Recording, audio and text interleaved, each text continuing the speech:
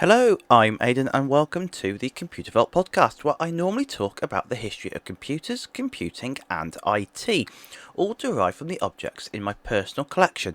And yes, you may have heard me say normally. This episode is a little different, and after a lot of thinking, I wanted to give a bit of an update on the collection itself, specifically where the collection is going and my aims. As collections grow, especially private collections, they can very quickly become a little bit of everything.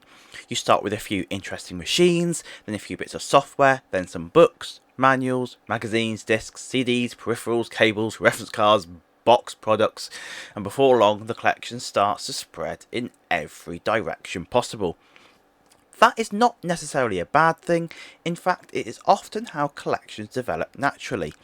One item leads to another, one story opens up a new area, and something that at first looked unrelated suddenly becomes part of a much bigger picture. But there comes a point where you have to ask, what is this collection really about? And that is the update I want to share today. The Computer Vault is narrowing its collection focus, not to make the collection smaller in purpose, but to make it stronger, more useful, and more coherent. The aim is to concentrate on three main areas. First, anything Amstrad PC or game and console related. Second, anything Microsoft PC related. And third, anything connected with business PC use, including IBM-compatible systems, networking, Novell NetWare, Microsoft server and desktop environments, office software, security software, antivirus tools, operating systems, manuals, books, magazines, white papers, discs, CDs, and physical hardware. So this is not just about computers as boxes on shelves, it's about the wider ecosystem that surrounded personal and business computing.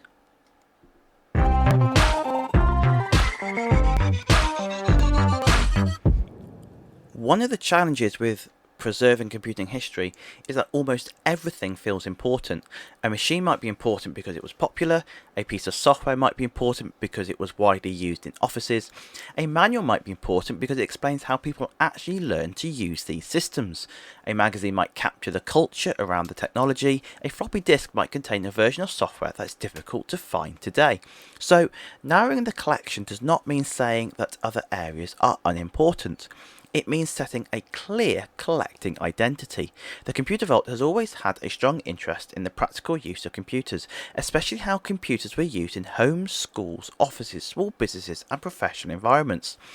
Rather than trying to preserve every type of vintage computer, every console and every software format, the new focus is about building depth in the areas where the collection already has a strong foundation. That means collecting with intent. It means asking, does this item help tell the story of Amstrad computing? Does it show how Microsoft software shaped the PC world? Does it explain how businesses use computers to write documents, manage accounts, connect networks, protect data, run servers, or organize information? If the answer is yes, then it fits the direction of the collection.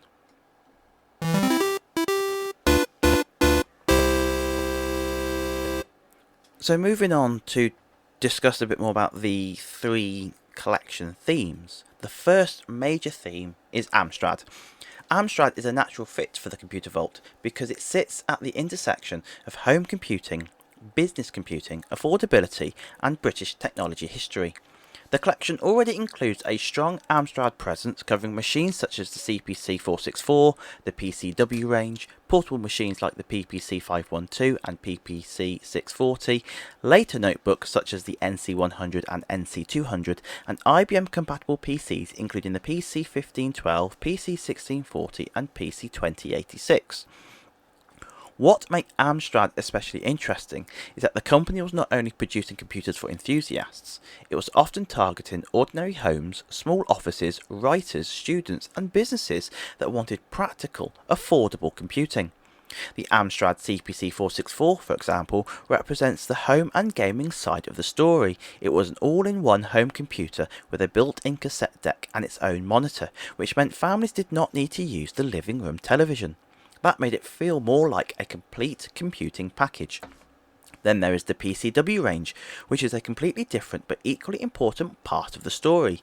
The PCW machines were not primarily sold as gaming computers, they were word processing systems. They came with a monitor, printer, disk drive and software, giving users a ready-to-go office-style setup at a relatively low cost. That is exactly the kind of history the Computer Vault wants to preserve, not just the most powerful machines or the most famous machines, but the systems that people actually use to get work done. The Amstrad PC 1512 and PC 1640 also fit perfectly into this new scope. These were IBM-compatible machines that helped make the PC platform more accessible. They were used in homes, offices and small businesses, and they helped tell the story of how the IBM-compatible PC became the standard. The same applies to Amstrad portables like the PPC 512, the PPC 640, ALT 286 and ALT 386SX. These machines show a period when portable business computing was still developing. They were not sleek laptops in the modern sense, but they were part of the journey towards taking PC-compatible computing out of the offices and into the field. The Amstrad focus also includes related items, not just hardware. That means software, discs, manuals, magazines, books, adverts, peripherals, printers, modems and documentation. Magazines such as the Amstrad Action, Amstrad Computer User and PCW related publications are valuable because they show how these machines were discussed, supported, reviewed and used at the time. So, moving forward, Amstrad remains a major collecting priority. The Amstrad focus also naturally includes gaming. The CPC range was an important gaming platform, and the collection's gaming machine theme includes the Amstrad CPC 464 and the GX 4000. The GX 4000 is especially interesting because it represents Amstrad's attempt to enter the home console market. It was based on the CPC Plus hardware and used cartridges rather than tapes or discs. It was not a major commercial success, but that is part of why it is worth preserving. Not every important item in computing history has to be a market winner. Sometimes the failures, the oddities, and the short-lived experiments tell us just as much as the success stories. The GX 4000 shows Amstrad trying to respond to a changing games market at a time when dedicated consoles were becoming more sophisticated and more competitive. So, while the Computer Vault is not going to become a general games console collection, Amstrad gaming remains firmly within scope.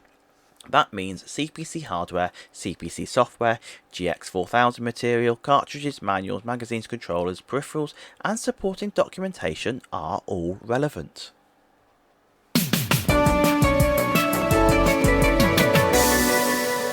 The second major area is Microsoft PC related material. This is a broad area, but is also one of the most important if we want to understand business and home computing from the 1980s onwards. Microsoft's roles in the PC world is huge. MS-DOS, Windows, Microsoft Office, server products, development tools, networking components and reference documentation all shaped how people use computers at home and at work. For the Computer Vault, Microsoft PC-related material can include operating systems, box software, upgrade media, manuals, installation discs, CDs, product guides, training books, support documentation, and technical references. This could cover anything from MS-DOS and early Windows through to Windows 95, 98, NT, 2000, Windows XP and beyond, where it helps tell the story of the PC as a business and productivity platform. It also includes Microsoft application software. Word, Excel, Access, PowerPoint, Works, Office, development tools and server administration material are all part of the story. These are tools that defined how people wrote letters, built spreadsheets, managed databases, created presentations and ran offices. Again, the focus is not only on the software itself, it is also on the supporting material. A box copy of software is useful, but the manual, the quick start guide, the training book, the license documentation and the installation media often tell an even richer story about how software was sold, taught, installed and used. That is especially important for a collection focused on practical computing.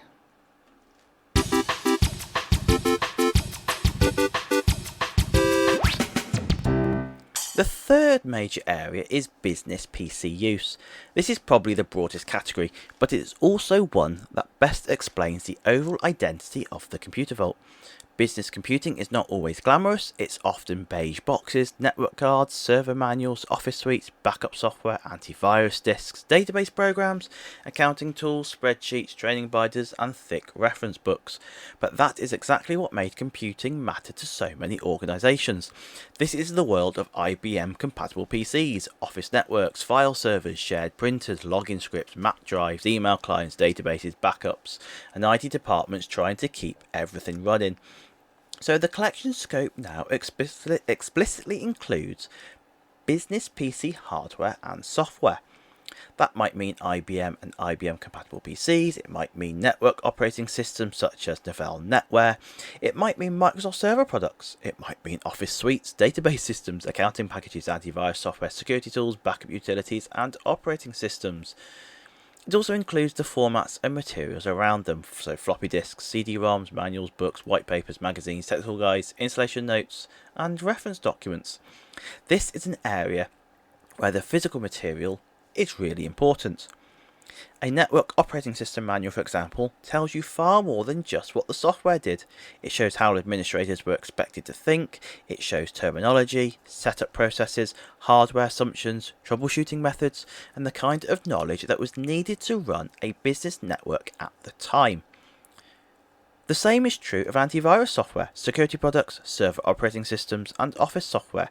These items show the real-world concerns of businesses: compatibility, data loss, viruses, printing, file sharing, upgrades, licensing, and support.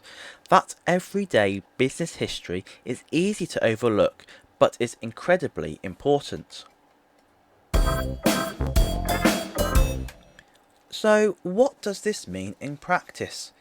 It means the future additions to the collection will be assessed against this narrower scope. Items are especially relevant if they are connected to Amstrad computers, Amstrad gaming or Amstrad peripherals, Microsoft PC operating systems, applications, server software, development tools or documentation. Business PC use, including IBM-compatible hardware, office software, networking, NetWare, Microsoft Server environments, security, antivirus, backup, databases, spreadsheets, word processing, and related technical literature.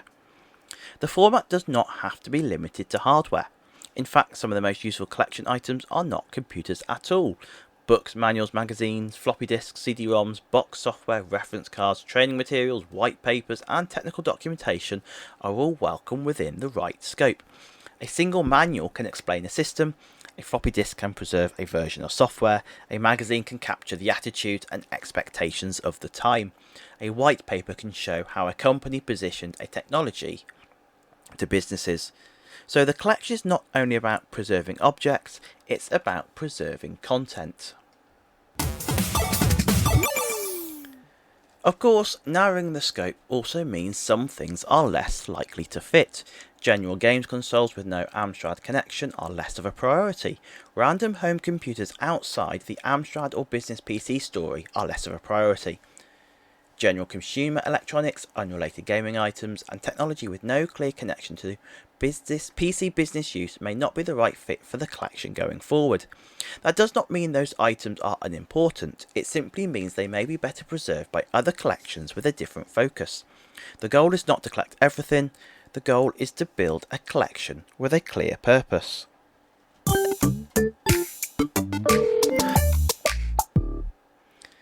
The more focused the collection becomes, the more useful it becomes. A focused collection can support research more effectively, it can tell stronger stories, it can make exhibitions clearer, it can help visitors, listeners and researchers understand why each item is there. For the Computer Vault, this direction creates a strong thread running through the collection: affordable computing, practical computing, business computing, PC compatibility, software as a tool, documentation as history, and the real-world use of computers in homes, offices, schools and small businesses. That is the story this collection is best placed to tell.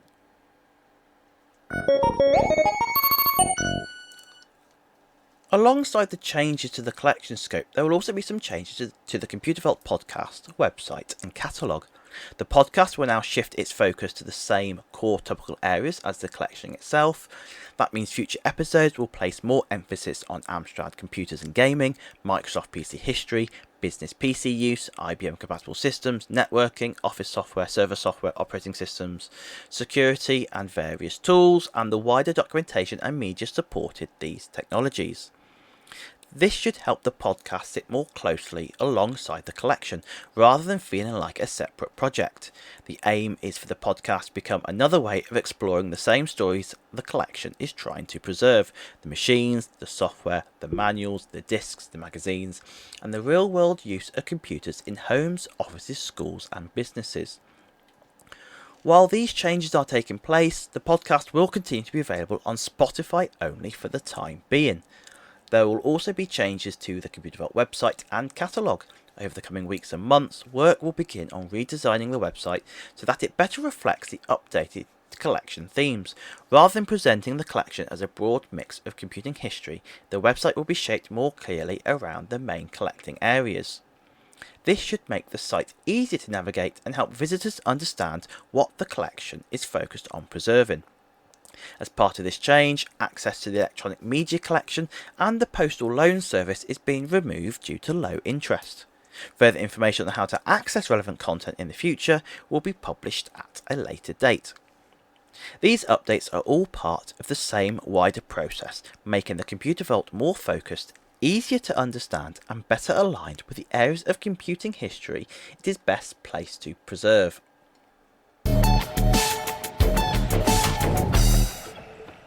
So, what's happening with the items in the collection that don't fit into these three broad categories? Well, they're not going anywhere. The items will remain within the Computer Vault collection. How that is managed going forward is something that still needs to be figured out. The plan is most likely there will be a fourth collection area where everything that doesn't fit into those three collection areas will sit within that. So to summarise, the Computer Vault is refining its collection scope around the three main areas: Amstrad PC and game and console related material, Microsoft PC related material, and business PC use, including IBM-compatible systems, networking, Novell NetWare, Microsoft products, office software, server software, Oracle, security, operating systems, books, manuals, magazines, white papers, floppy disks, CDs, and the hardware. This does not reduce the ambition of the collection. It's given it more direction. It means that future collecting can be more deliberate, more useful and more meaningful. And hopefully it means the Computer Vault can continue to preserve not just the machines themselves, but the working world that surrounded them: the discs, the manuals, the software, the networking, the printers, the training guides, and the everyday tools that help shape modern computing.